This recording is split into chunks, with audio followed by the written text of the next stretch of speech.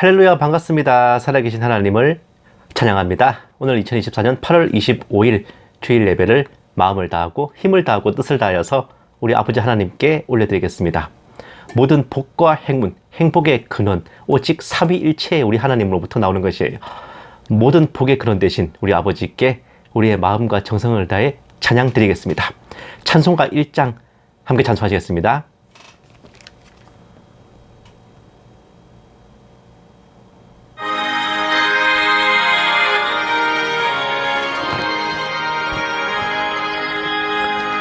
만복의 근원 하나님, 온 백성 찬송 드리고 저 천사여 찬송하세. 찬송 성부 성자 성령. 아멘.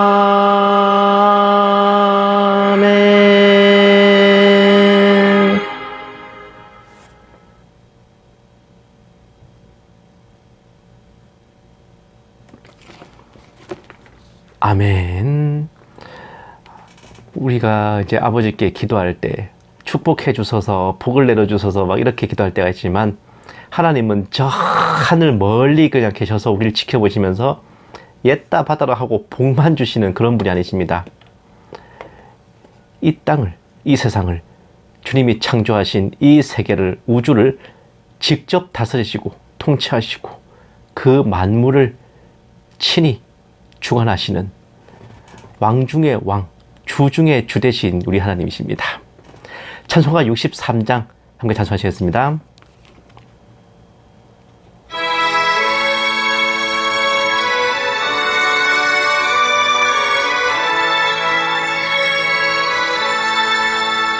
주가 세상을 다스리니 그 위엄이 넘쳐나고 그의 나라와 주의 영광 온 하늘에 가득하다. 저 흉악한 마귀의 무리 다 멸망케 하시는 주, 이 찬양을 주께 드리니 큰 영광을 받으소서.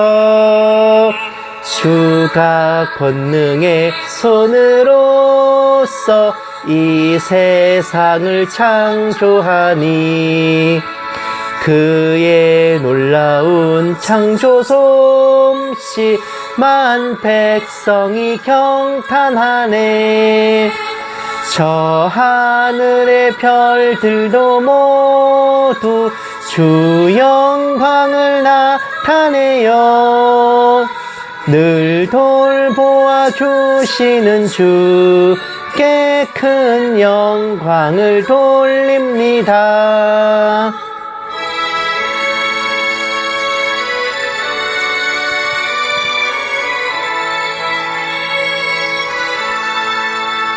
주가 세상의 피조물을 인간에게 다 맡기고 순종하라는 말씀으로 그 권위를 주셨도다.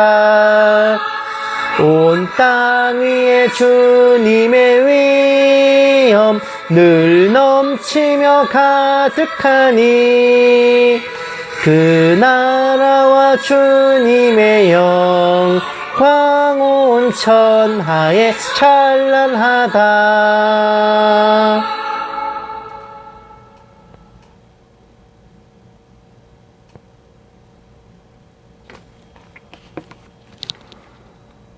아멘. 원래는 이제 이 우주 천지에 하나님만 계셨는데, 하나님께서 먼저 천사 군단을 창조하시고 또 천지를 창조하시고 모든 생명을 창조하시고 인간을 창조하셨잖아요. 그러면서 뭐가 생기게 됐냐? 하나님께서 창조하신 피조물들이 생기면서 그 피조물을 일컫는 이름이란 게 생기게 됩니다. 각자 이름을 붙여서 부르셨죠. 그런데 원래는 창조하신 피조물들에게만 붙이던 이름을 하나님 자신에게 붙이기 시작했어요. 내가 나다, 나는 스스로 있는 자다, 이렇게 붙이셨고, 그리고 우리를 구원하시려고 성자 하나님, 또 아버지 하나님의 독생자를 이 땅에 인간의 모습으로 내려보내면서 아들에게 예수라는 이름을 또 지어 보내십니다. 근데 이 예수라는 이름은 구약에서는 요수와 신약에서는 예수인데, 이 당시에는 정말 철수와 영희같이 정말 흔한 이름이었대요. 그런 이름이, 그 이름을 단 사람이 성자 하나님이셨기에 모든 이름 중에 가장 뛰어난 이름이 된 것입니다. 찬송가 80장 함께 찬송하시겠습니다.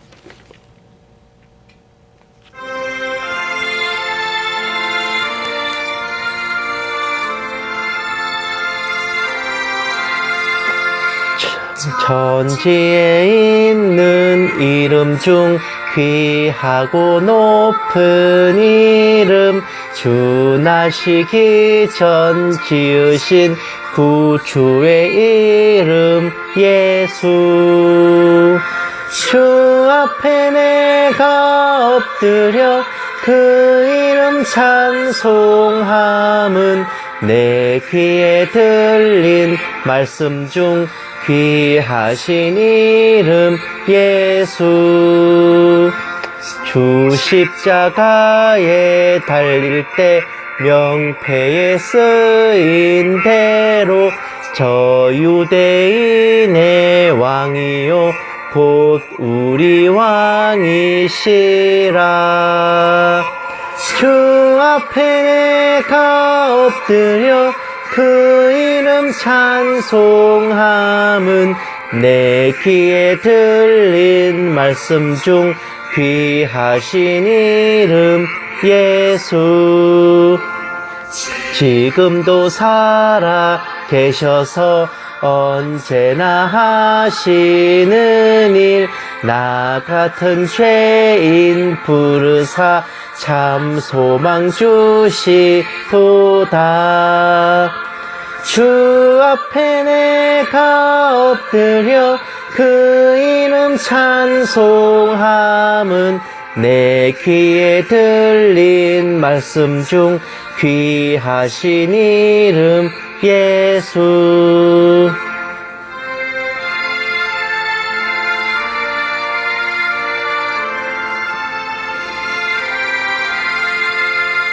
주 예수께서 영원히 어제나 오늘이나 그 이름으로 우리에게 참 복을 내리신다.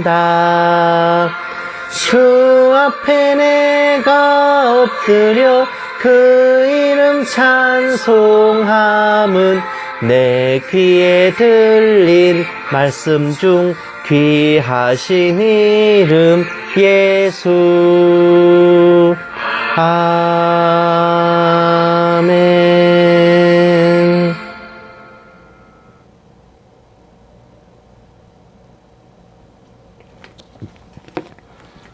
아멘. 성경 말씀에 누구든 성령으로 아니하고는 예수를 추시할 수 없느니라 라는 말씀이 있어요. 우리가 예수님의 이름을 모든 이름 위에 가장 뛰어난 이름으로 받아들이고 높이고 예수 그리스도를 우리의 구주라 영접하는 것, 예수님을 믿고 영접하고 그 십자가 보혈이 우리의 죄를 사였음을 믿는다는 것, 이것은 모두 우리가 우리 생각으로 우리 자의로 하는 게 아니라 우리 안에 성령님께서 역사하셔서 인도하시기 때문입니다. 찬송가 191장 함께 찬송하시겠습니다.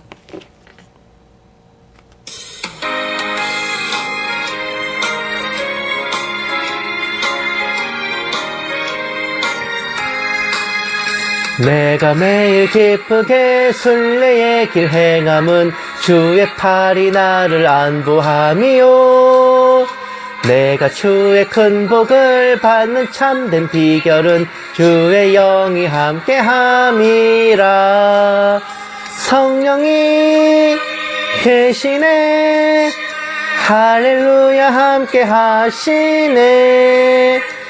좁은 길을 걸으며 밤낮 기뻐하는 것 주의 영이 함께함이라.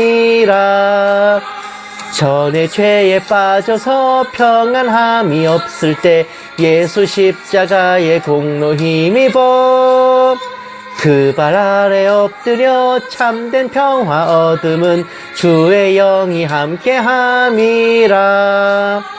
성령이 계시네 할렐루야 함께 하시네. 좁은 길을 걸으며 밤낮 기뻐하는 것 주의 영이 함께함이라. 나와 동행하시고 모든 염려 아시니 나는 숲의 새와 같이 기쁘다. 내가 기쁜 마음으로 주의 뜻을 행함은 주의 영이 함께함이라.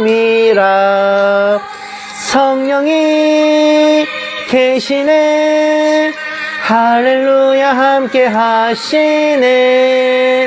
좁은 길을 걸으며 밤낮 기뻐하는 것 주의 영이 함께함이라.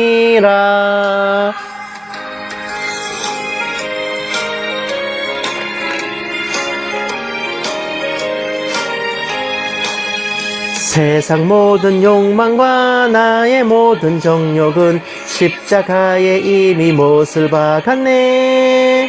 어두운 밤이 지나고 무거운 짐 벗으니 주의 영이 함께함이라. 성령이 계시네 할렐루야 함께 하시네. 좁은 길을 걸으며 밤낮 기뻐하는 것 주의 영이 함께함이라.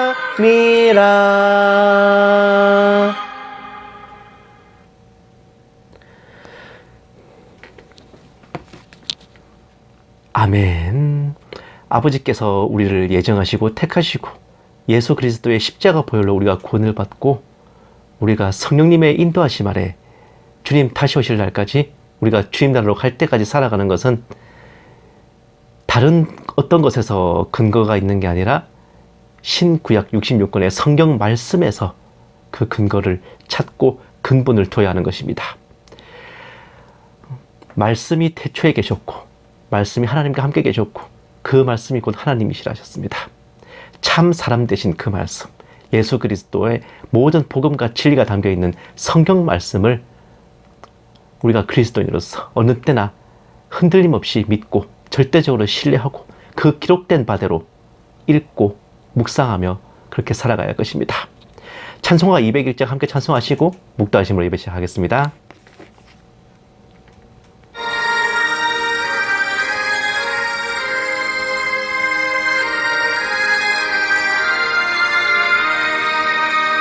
참 사람 되신 말씀 하늘의 지혜요 변하지 않는 진리 온 세상 빛이라. 주 말씀 성경에서 찬란히 빛나고 내 길에 등불 되니 늘 찬송하리라. 주께서 세운 교회 이 말씀 받아서 그 귀한 빛을 비춰 온 세상 밝힌다. 귀중한 성경 말씀 금보다 귀하고 주님의 귀한 모습 잘 드러내도다. 이 말씀 깃발처럼 드높이 날리니 어두운 바다 위에 등대와 같도다. 이 고해 같은 세상 나 평생 지낼 때 그 말씀 나의 길에 등불이 되도다.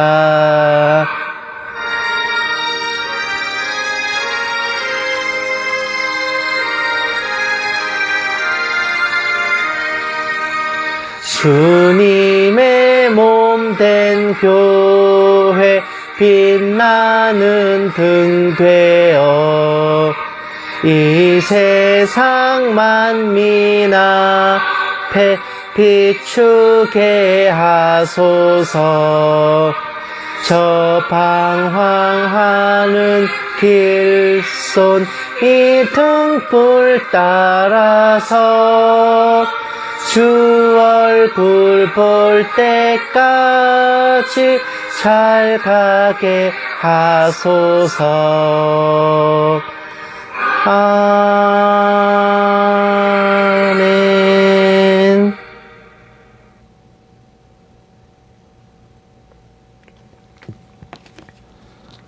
아멘. 묵도하심으로 예배 시작하겠습니다. 기도하시겠습니다.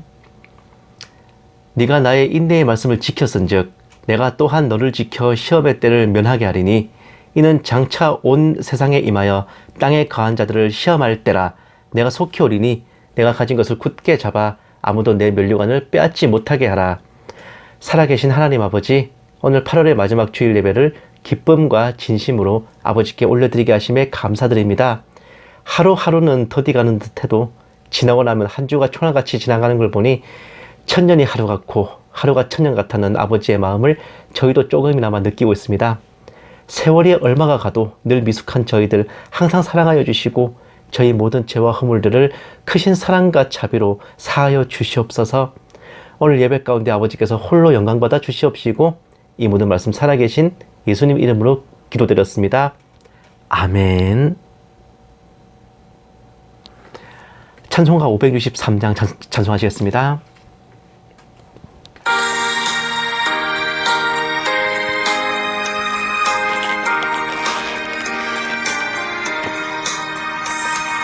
예수 사랑하심을 성경에서 배웠네. 우리들은 약하나 예수 권세 많도다. 날 사랑하심, 날 사랑하심,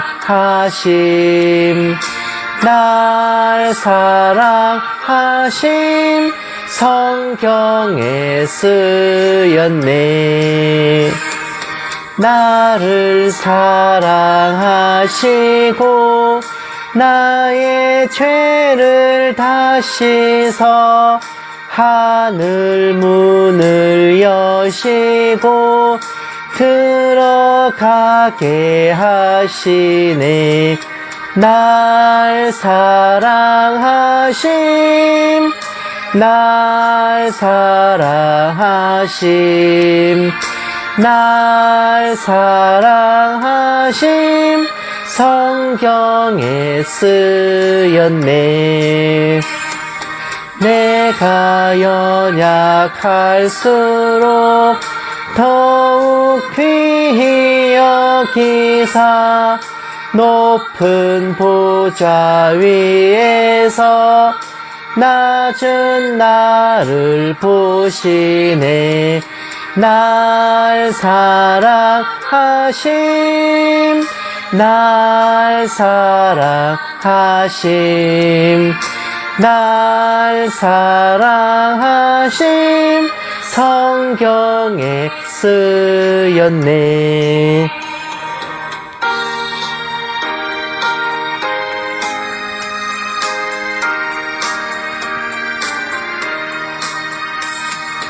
세상 사는 동안에 나와 함께 하시고 세상 떠나가는 날 천국 가게 하소서. 날 사랑하심, 날 사랑하심, 날 사랑하심, 성경에 써있네. 아멘.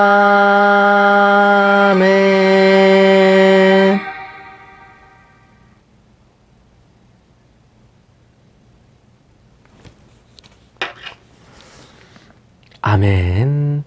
근데 이 찬송이 제가 어렸을 때는 예수 사랑하심은이라고 소개했던 제목을, 예수 사랑하심은 거룩하신 말일세, 이렇게 배웠는데 이게 좀 개정되면서 가사가 바뀌었나 봐요.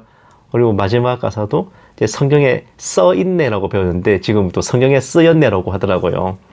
이런 것도 뭐 좀 세월이 바뀌면서 뭔가 좀 다듬어지고 하는 거, 업데이트가 되는 것 같아요. 네. 성시 교독하시겠습니다. 교독문은 51번, 시편 118편입니다.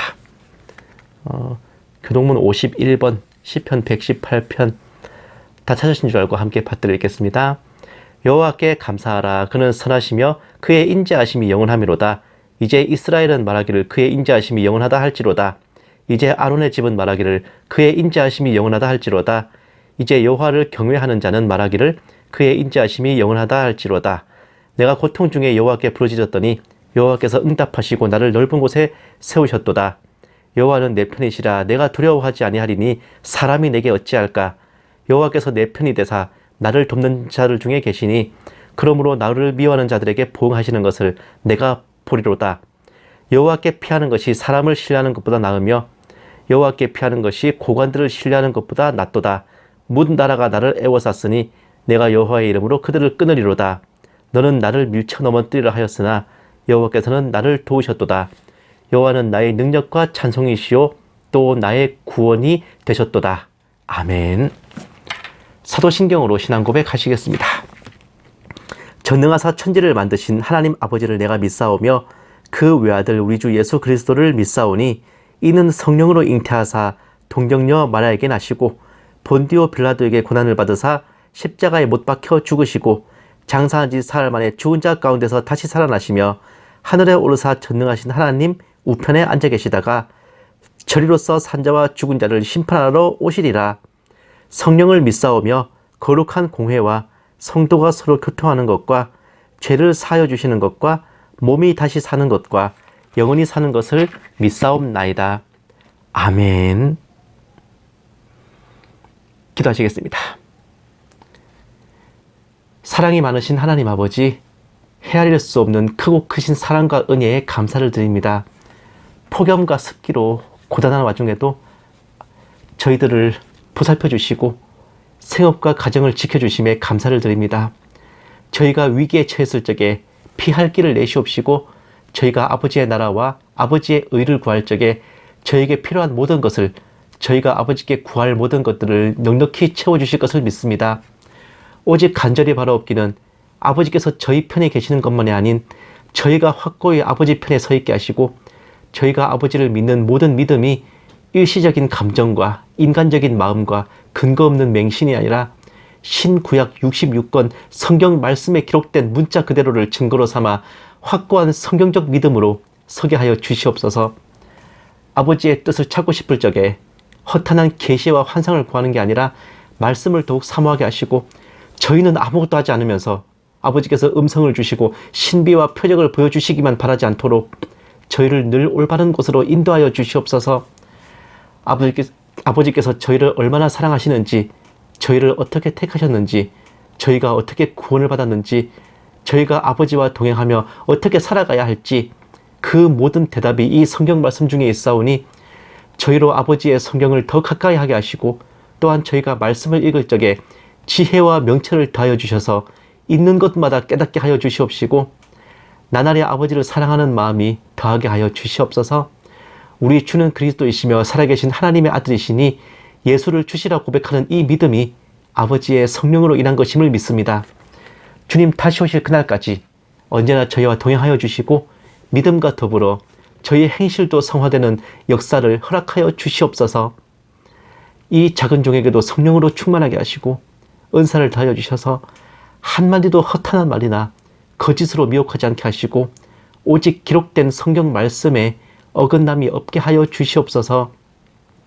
감사드리오며 이 모든 말씀을 살아계신 우리 주 예수 그리스도의 이름으로 간절히 기도드리옵나이다. 아멘. 오늘 하나님께서 우리에게 주신 말씀은 디모데후서 2장 15절 말씀입니다. 제가 가진 성경책으로는 신약 성경 343페이지입니다. 디모데후서 2장 15절 말씀 다 찾으신 줄 알고 함께 받들어야겠습니다. 너는 진리의 말씀을 옳게 분별하며 부끄러울 것이 없는 일꾼으로 인정된 자로 자신을 하나님 앞에 드리기에 힘쓰라. 아멘. 사랑하는 여러분, 조금 이상한 얘기로 제가 오늘 띄워볼게요. 이상한 얘기입니다. 예. 뭔 설교 시간에 저런 소리를 하나 싶은 이야기일 수도 있어요. 제 이름이 장진욱인데 영어로 해도 장진욱 거의 그대로 발음이 돼요. 중국어로 하면 짱젠시라는 발음입니다. 그런데 가장 이상하게 변하는 거는요, 일본어로 했을 때예요. 그냥 그대로 읽으면 장진우크가 되기도 하고 처우 신켜쿠가 되기도 하는데, 문제는 일본에서는 이름을 글자 그대로 읽는 음독을 하는 게 아니라 성은 음독을 해요. 근데 이름은 뜻이 통하는 다른 글자로 읽는 훈독을 하는 겁니다. 성은 그대로 읽어도, 그냥 글자 그대로 읽어도 이름은 한자 뜻을 따라 읽기 때문에 떨칠 진자에 아침 해 욱자 또는 해돋을 욱자라는 제 이름은 떨치다 휘날리다에 아침 해가 덧붙여가지고 후루아사이가 돼버립니다. 그러니 일본어로 제 이름은 장진욱이라 써놓고 초후루아사이라고 읽게 되고, 원래 적힌 글자는 전혀 의미가 없어지는 거예요. 네. 이와 비슷한 예시로 일본 이름 아라와 텐마의 경우, 아라와가 성이고 이제 이름이 텐마인데 한자로 쓰면 천마잖아요. 말 그대로 하늘을 나는 말이야. 근데요, 그냥 읽으면 아라와 텐마인데 이렇게 안 읽는다는 겁니다. 역시나 이름을 훈독하게 되면 아라와 페가소스라고 읽어요. 천마를 써놓고 페가소스라고 읽어. 이런 이상한 일이 벌어지는 겁니다. 그래서 일본 내에서도 이름을 이렇게 읽는 게 맞냐, 훈독을 하는 게 맞냐, 좀 논란이 있다 그러더라고요. 더 유명한 예시가 일본 만화 데스노트의 주인공인 야가미 라이토인데 한자로 쓰면 야신월입니다. 야신, 즉 야가미는 성이라서 그대로 읽지만 어떻게 달월자를 써놓고 라이토라고 읽는가 하니 다른 빛을 내고, 빛은 영어로 라이트, 라이트를 일본어로 하면 라이토. 그렇기 때문에 달월자 써놓고 라이토라고 읽는 기괴한 현상이 벌어지는 겁니다. 제가 참고로 말씀드리죠. 이게 진짜로 일본에서 이름을 읽을 때 이렇게 읽어요. 네. 이런 현상 때문에 나온 유명한 속담이 A라 쓰고 B라 읽는다는 겁니다. 이로 인해 일본에서는 명찰이나 명함에 본인 이름을 표기하면서 조그맣게 발음을 따로 적어 놓는다든지, 통성명 할 때 본인 이름은 이렇게 부른다라고 알려주는 관습이 있습니다. 즉, 적힌 글자가 뭐든 간에 그 뜻은 본인만 알고 있어요. 상대방은 그 사람이 알려주기 전에는 적힌 문자만 보고는 뭐라고 읽는지 알 수가 없는 겁니다. 상당히 골 때리는 상황이죠. 그나마 이거는 고유명사인 이름이니까 이해한다 그래도, 모두가 함께 봐야 될 중요한 문건이거나 최대한 많은 사람들에게 읽혀져야 될 문서를 이런 식으로 보게 한다면 어떤 일이 벌어질까요? 대충 생각해봐도 전혀 상식적인 사항은 아닐 거잖아요.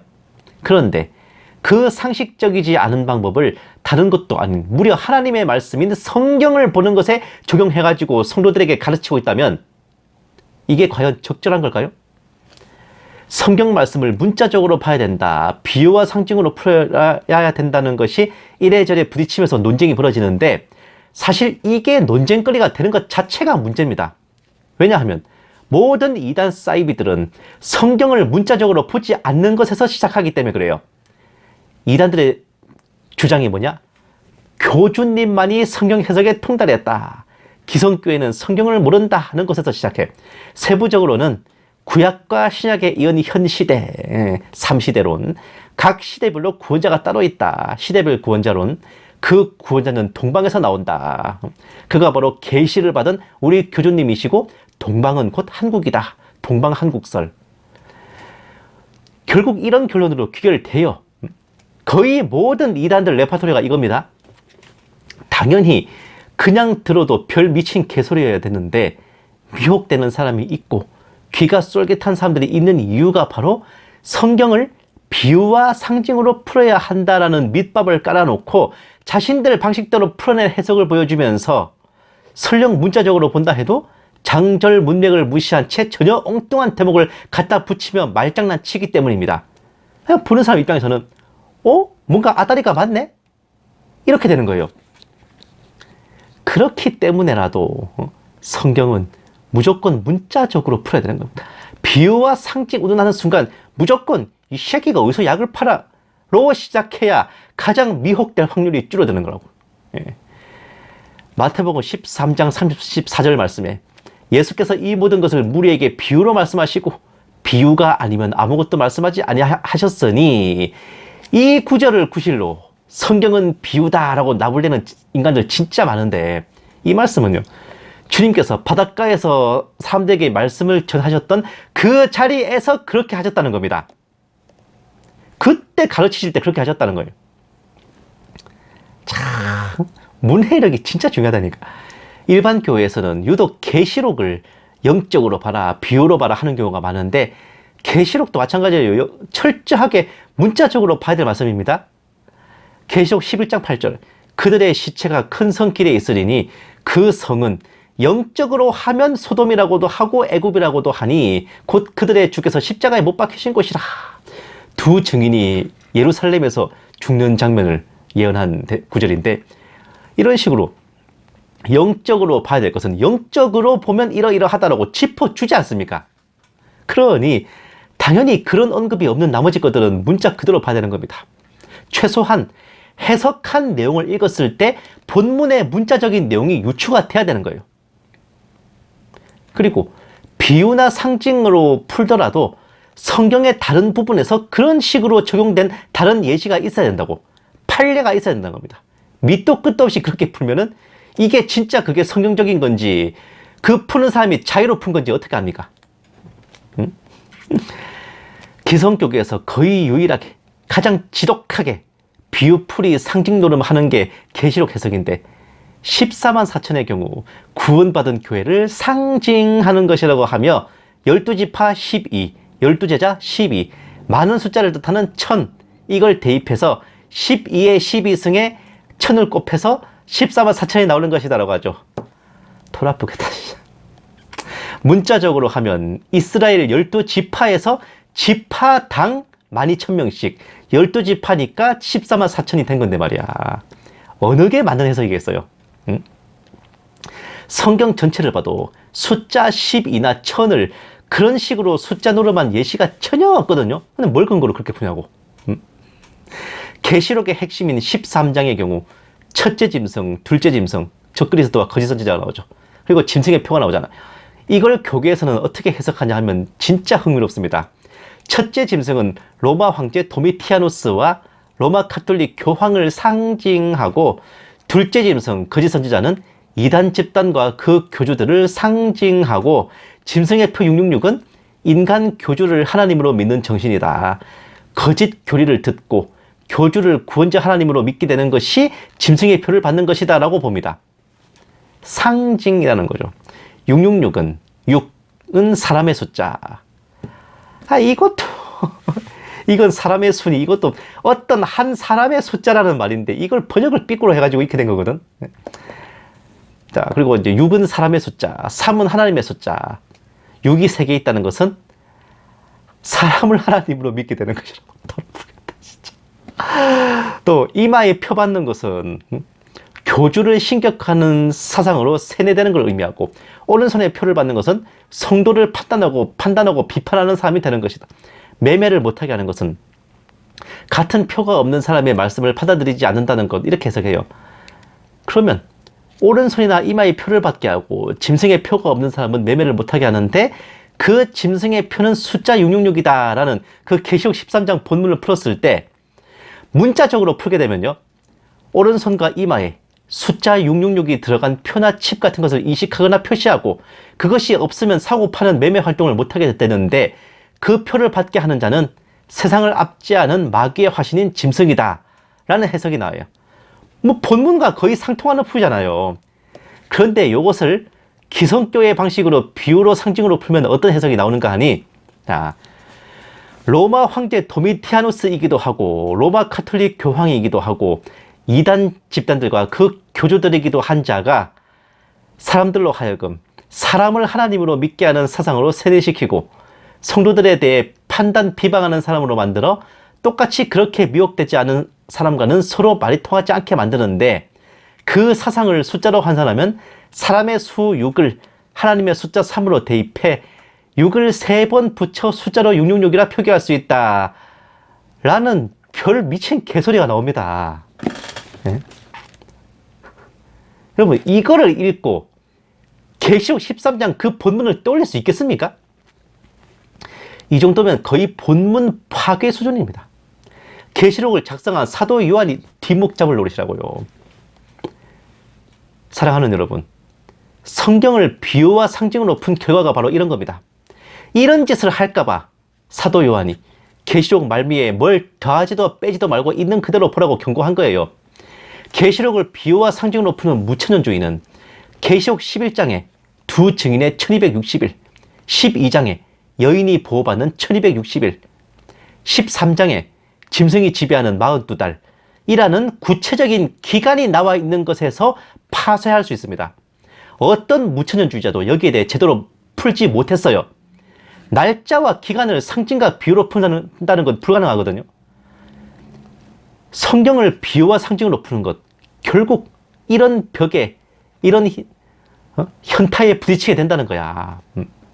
아닐 말로 아버지께 참이슬 3병 사와라는 부탁을 받아서 심부름 하러 나갔으면 참이슬이라고 문자적으로 적혀있는 거 3병을 사야 되는데, 그걸 상징적으로 해석해가지고 참이슬은 깨끗한 물을 뜻하고 삼위일체를 봤을 때 셋은 하나이시니 참이슬 3병이란 생수 1병을 의미한다, 상징한다 라고 진짜로 생수 1병 사들고 가면 어떻게 됩니까?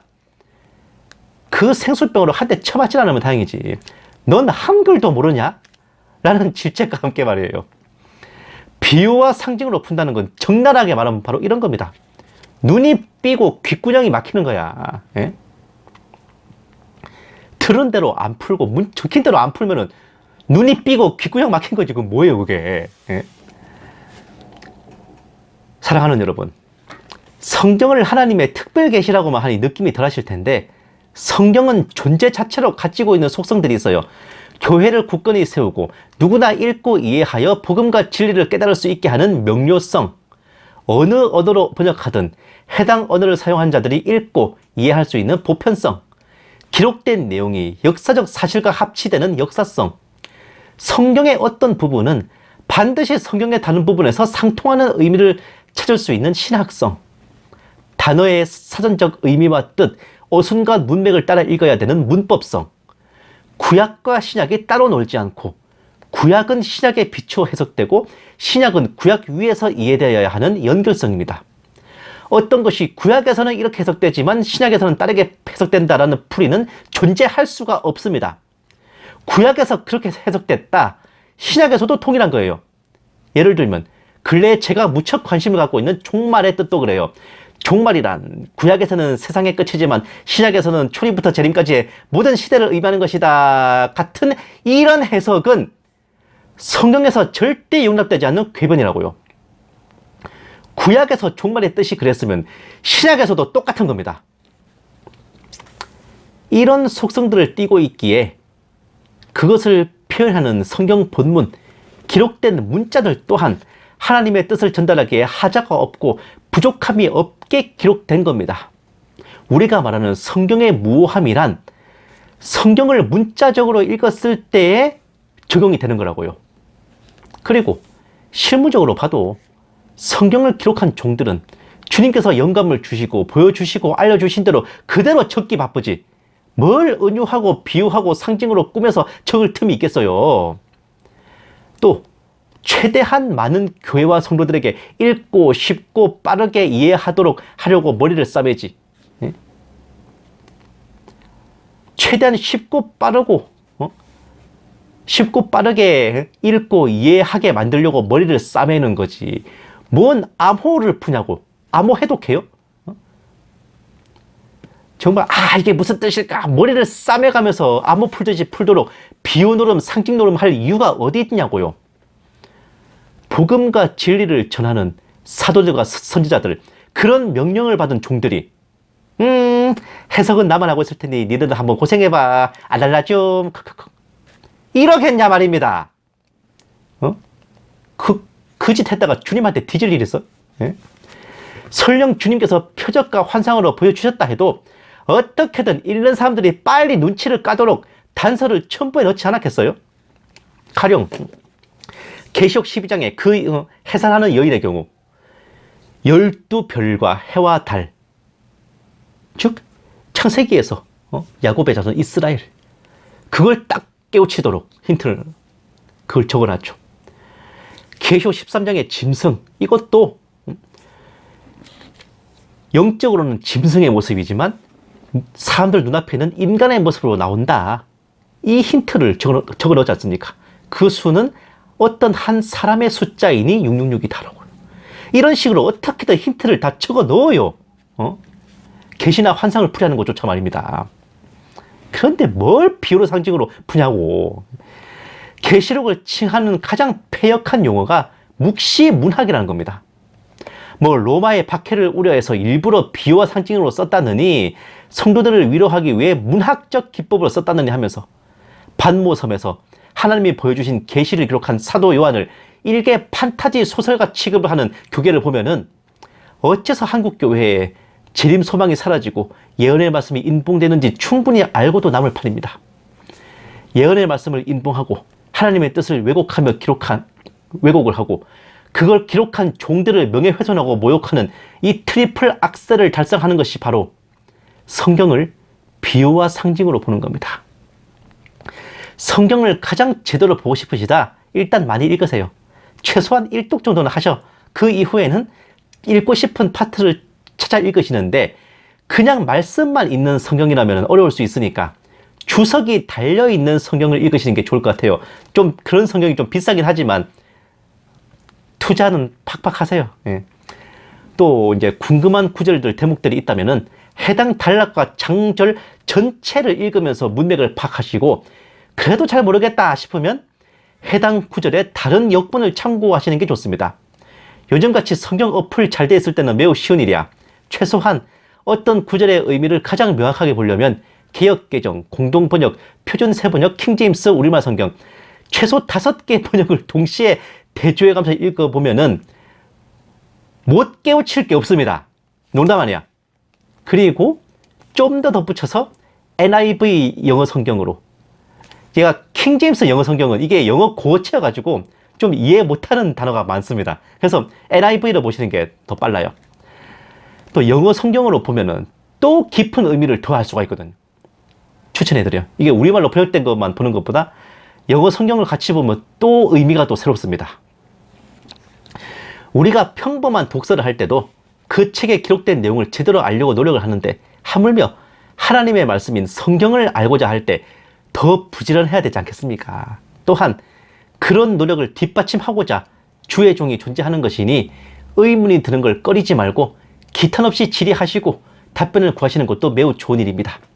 우리의 참 믿음은 성경 말씀에 근거하여 나는 것이니 망설임 없이 하나님께 지혜를 구하고 스스로도 열심히 말씀을 상고하며 또한 서로 묻고 답하고 고민하면서 하나님의 뜻을 더욱 명확하게 새기며 실천하며 살아가는 저와 여러분 모두가 되시기를 주님의 이름으로 간절히 축원합니다. 기도하시겠습니다. 살아계신 하나님 아버지, 태초에 말씀이 계셨고 말씀이 하나님과 함께 계셨고 말씀이 곧 하나님이시며 지금도 우리를 인도하시는 줄을 믿습니다. 우리 모국어로 주신 성경 말씀을 읽는 그대로 기록한 대로 믿으며 그 안에서 우리를 향하신 주님의 뜻을 가감없이 찾아 따르게 하여 주시옵소서. 감사드리며 이 모든 말씀을 살아계신 우리 주 예수님 이름으로 기도드렸습니다. 아멘. 마라나타 연구소는 언제나 주일 오전 9시에서 9시 반 사이에 함께 예배를 드리고 오후에는 설교 방송 올려드립니다. 예배를 함께 못 드리시더라도 설교는 꼭 들어주셨으면 감사하겠습니다. 또 주중 2회에 걸쳐서 화목 이틀 동안 정세분별 방송 올려드리는데, 이번 주에 이제 세대주의 대 무천년주의 나머지 시리즈를 완성해서 올리도록 하겠습니다. 마지막 때 중에서도 또 정말 목전에 다다른 때라 그런지 확실하게 여러분들께 개념을 잡아드리고 방향을 짚어드리고 싶은 마음이 있어요. 왜 신나고 재밌는 시대의 징조나 좀 그런 뭐랄까 흥미로운 것들을 안 알려주고 자꾸 이렇게 학구적인 분위기로만 흘러가냐 하실 수 있는데, 제가 주의종이라서 제가 조회수 빨아먹고 구독자 늘어나면 좋아하는 유튜버가 아니라 사역을 하는 주의종이기 때문에 때로는 여러분들 입맛에 안 맞는 음식들도 먹여드릴 필요와 의무가 있는 거예요. 예. 특히 저는 원래부터가 공급자 중심의 서비스를 선호하기 때문에 소화는 알아서 시키시고 저는 일단 전해드릴 뿐입니다. 그리고 또 제가 추회종이니까 제가 한 편 한 편 이제 올리는 것들도 그 계획하는 거나 쓰는 거나 또 올려드리는 순서까지도 주님께서 인도하시는 거라고 저는 봐요. 그렇기 때문에 요 근래에 계속 이런 말씀들 저에게 주셔서 전하시게 하시는 것도 뭔가 주님께서 뜻하신 일이 있기 때문에 저에게 명하시는 것이 아닌가라는 생각을 항상 하고 있습니다. 그러니 여러분들께서도 그리고 한 가지 확실한 거는요, 제가 여러분들께 알려드리는 이런 내용들을 다른 목사님 통해서 들으려면은 몇 시간을 진짜 뺑이 치면서 배우셔야 될 수도 있어요. 영상 들으셔야 될 수도 있어. 그런데 저는 최대한 간략하고 명료하게 알려드리잖아요. 네? 아마 여러분들 시간이나 이런 가성비를 따져도 저한테 들으시는 게 제일 수지가 맞으실 거야. 제가 그거는 정말 확실히 보장합니다. 예. 그래서 이제 이 시리즈들 끝나고 나면은, 그 종말론 시리즈가 끝나고 나면은 또 여러분들께 준비한 또 이제 시대의 징조들 또 그런 것들에 대해서 올려드릴 테니까 조금만 더 참으시고, 이 학구적인 분위기 계속 한 2주 정도만 더 이어갔으면 합니다. 이제 8월 막바지라 그런지 좀 더위가 살짝 거친 것 같으면서도 여전히 빡센데, 여러분들 건강 상하시지 않도록 서로 중보해 주시고 몸의 건강 또 영적인 건강 모두 지켜주시기를 또 하나님께 기도드리고 또 축원했으면 합니다. 찬송가 168장 함께 찬송하시고 축도로 예배 마치겠습니다.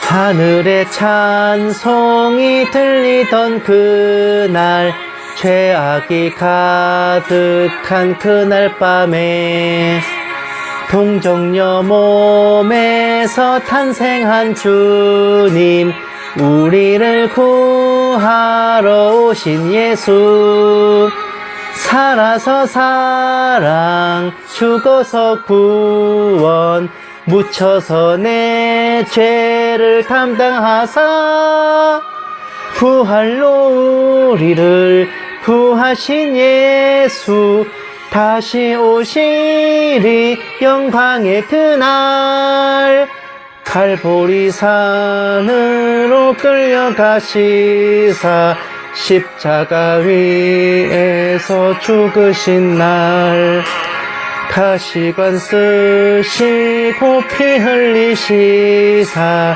우리를 구하신 구주 예수, 살아서 사랑, 죽어서 구원, 묻혀서 내 죄를 담당하사 부활로 우리를 구하신 예수, 다시 오시리 영광의 그날, 동산의 주 홀로 묻히신 그날, 고난을 이기고 쉬신 그날, 천사들 내려와 무덤을 지켜 우리에게 소망을 주신 예수.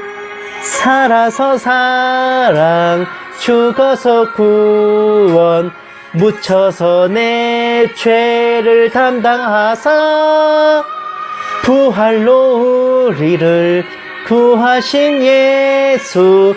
다시 오시리 영광의 그날, 무덤 위 예수를 못 가둔 그날, 인봉한 그 돌이 굴러간 날, 죽음의 권세를 깨뜨린 주님, 하늘에 오르신 내 주 예수.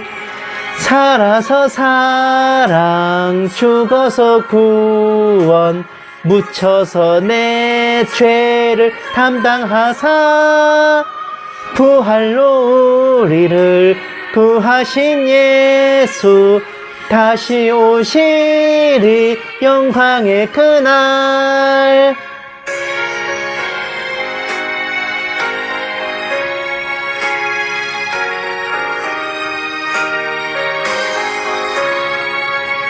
천사장 나팔이 울리는 그날, 하늘의 영광이 나타날 때, 날 사랑하시는 참되신 친구, 날 영접하시러 오실 예수.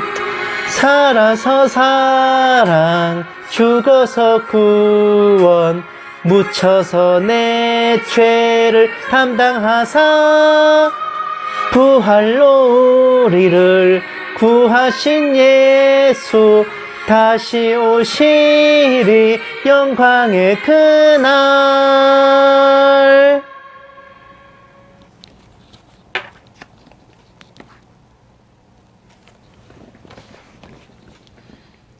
이제는 우리 주 예수 그리스도의 은혜와 독생자를 아낌없이 내어주신 하나님의 지극한 사랑하심과 성령님의 감화 감동 내주 인도하심이 기록된 말씀 위에 둔 참된 믿음을 받들어 지키며 적힌 그대로 읽는 그대로 믿어 의심치 아니하는 모든 신부된 성도들 위해, 선교지에 있는 선교사들 위해, 핍박과 고난 속에 주님을 경외하는 북한 지하교회 성도들과 정치범 수용소의 성도들 위해, 이 나라와 이 민족 위에 늘 처음처럼 이제부터 영원까지 함께 계실지어다.